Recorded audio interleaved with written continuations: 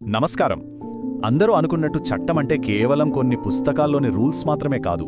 అది మన సమాజంతో పాటు పెరుగుతూ మారుతూ మన జీవితాల్ని ప్రభావితం చేసే ఒక సజీవ శక్తి. కొన్ని రీసెంట్ కోర్ట్ జడ్జ్మెంట్స్ చూస్తే ఈ లివింగ్ లా మన కోసం ఎలా పనిచేస్తుందో మనకు అర్థమవుతుంది. సో ఆ ఇంట్రెస్టింగ్ విషయాలేంటో చూద్దామా? ఈ మాటలు చాలా పవర్ఫుల్ కదూ. ప్రతి తీర్పు వెనుక కేవలం ఒక నిర్ణయం మాత్రమే కాదు, సమాజానికి ఇచ్చే ఒక సందేశం, ఒక పెద్ద బాధ్యత ఉంటుంది. ఈ ఆలోచనతో మనం మొదటి టాపిక్లోకి వెళ్దాం. ఫస్ట్, మన న్యాయ వ్యవస్థ తనను తాను ఎలా మెరుగుపరుచుకోవడానికి ప్రయత్నిస్తుందో చూద్దాం. అంటే సిస్టమ్ను ఇంకా ఎఫిషియెంట్గా, ఫాస్ట్గా మార్చడానికి ఎలాంటి అడుగులు పడుతున్నాయో ఒకసారి గమనిద్దాం. ఒకవైపు చూస్తే న్యాయం కోసం ఏళ్ల తరబడి ఎదురు చూడాల్సిన పరిస్థితి, మరోవైపు టైంకి న్యాయం దొరకడమనేది మన ప్రాథమిక హక్కు. మరి ఈ రెండింటి మధ్య బ్యాలెన్స్ సాధించడానికి కోర్టులు ఏం చేస్తున్నాయో ఇప్పుడు చూద్దాం. ఆలోచించండి, క్రిమినల్ కేసుల్లో ఛార్జెస్ ఫ్రేమ్ చేయడానికే ఏళ్లు పడితే ఇక తీర్పెప్పుడొస్తుంది? ఈ అనంతమైన జాప్యం చాలా పెద్ద సమస్య.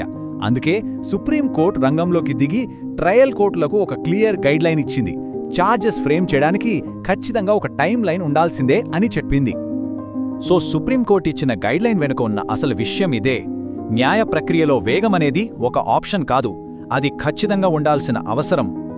ఇప్పుడు తెలంగాణ హైకోర్టు ఇచ్చిన ఒక తీర్పు చూద్దాం. ఒక ట్రిబ్యునల్ ఇచ్చిన ఆర్డర్ని అమలు చేయలేదని ప్రభుత్వంపై కోర్టు చాలా సీరియస్ అయింది. ఆర్డర్స్ ఇవ్వడం ఒకెత్తైతే వాటిని ఆచరణలో పెట్టడం అంతకంటే ముఖ్యం అని గట్టిగా చెప్పింది. సో ఈ సెక్షన్ నుంచి మనం నేర్చుకోవాల్సిందేంటంటే, చట్టపరమైన విజయాలు కేవలం పేపర్ల మీదుంటే సరిపోదు, అవి ప్రజల జీవితాల్లో మార్పు తెచ్చినప్పుడే వాటికి అసలైన విలువ. ఇప్పటిదాకా మనం సిస్టమ్ గురించి మాట్లాడాం కదా, సరే ఇప్పుడు అసలు విషయానికొద్దాం. కోర్టు నిర్ణయాలు మనలాంటి సామాన్య ప్రజల జీవితాలని, ముఖ్యంగా బలహీనంగా ఉన్నవాళ్లని ఎలా కాపాడుతున్నాయో చూద్దాం. ఈ ప్రశ్న వినగానే మనస్సులో ఏదోలా ఉంటుంది కదా.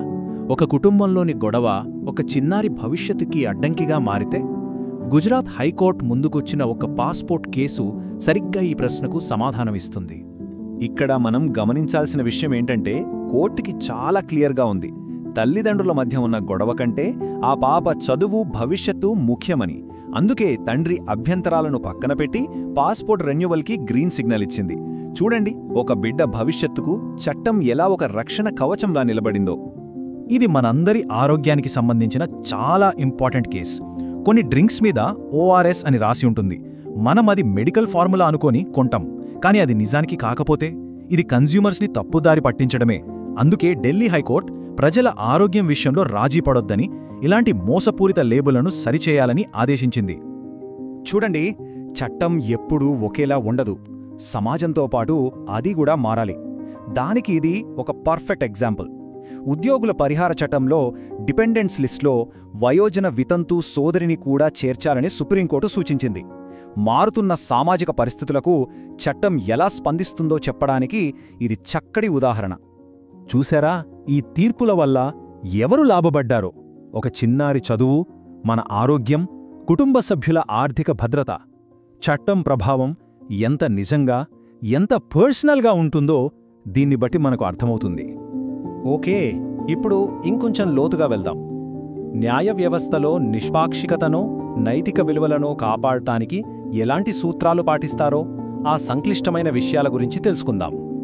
మధ్యప్రదేశ్ హైకోర్టు కేసు గురించి మాట్లాడే ముందు మనం ఒక పదం గురించి తెలుసుకోవాలి: జ్యుడిషియల్ రిక్యూజల్.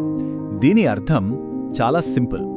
తమ వల్ల కేసు విచారణలో ఎలాంటి పక్షపాతం జరగకూడదని, లేదా అలాంటి అనుమానం కూడా రాకూడదని ఒక జడ్జి స్వయంగా ఆ కేసు నుంచి తప్పుకోవడమే. పాదాలు కడిగి అవమానించిన చాలా సున్నితమైన కేసు ఇది. ఇందులో మధ్యప్రదేశ్ హైకోర్టు బెంచ్ రిక్యూజల్ తీసుకుంది. ఈ చర్య ద్వారా వాళ్లు కేవలం నిష్పాక్షికతనే కాదు, బాధితురాలి గౌరవాన్ని, న్యాయ వ్యవస్థపై ఆమెకు ఉండే నమ్మకాన్ని కూడా కాపాడారు. ఇది చాలా ముఖ్యమైన అడుగు. ఇది కొంచెం టెక్నికల్గా అనిపించొచ్చు, కానీ సింపుల్గా చెప్తాను. ఒక వ్యక్తి తనకు వచ్చిన రద్దు నోటీస్ను ఛాలెంజ్ చేసే హక్కును వదులుకున్నాడనుకుందాం. తరువాత అదే నోటీస్ను కారణంగా చూపి తన బాధ్యత నుంచి తప్పించుకోలేడు. లాజిక్ అంతే కదా. ఒకసారి ఒక షరతుకు ఒప్పుకున్నాక తర్వాత దాన్ని బ్రేక్ చెయ్యలేరు అని సుప్రీంకోర్టు స్పష్టం చేసింది. సో ఈ కేసు నుంచి మనం నేర్చుకోవాల్సిన పాఠం ఇదే: ఒప్పందాలంటే గౌరవించాలి. అంతేకాదు, చట్టపరమైన తీర్పులలో ఎప్పుడూ లాజిక్, కన్సిస్టెన్సీ అనేవి చాలా ముఖ్యం. రైట్, ఇక మన చివరి విభాగానికొచ్చేశాం. ఈ ఆధునిక ప్రపంచంలో వస్తున్న కొత్త సవాళ్లను, టెక్నాలజీని, కొత్త చట్టాలను మన న్యాయ వ్యవస్థ ఎలా ఎదుర్కొంటోందో ఇప్పుడు చూద్దాం. ఇదో ఇంట్రెస్టింగ్ స్టోరీ చూడండి. కొత్తగా ఆన్లైన్ గేమింగ్ చట్టం వచ్చింది. అది వచ్చిన వెంటనే దాని రాజ్యాంగబద్ధతను ఛాలెంజ్ చేస్తూ పిటిషన్ దాఖలైంది. ఇప్పుడు ఆ కేసును విచారించడానికి సుప్రీంకోర్టు ఒప్పుకుంది. దీన్ని బట్టి కొత్త చట్టాలు కూడా వెంటనే న్యాయ సమీక్షకు ఎలా గురవుతాయో తెలుస్తుంది.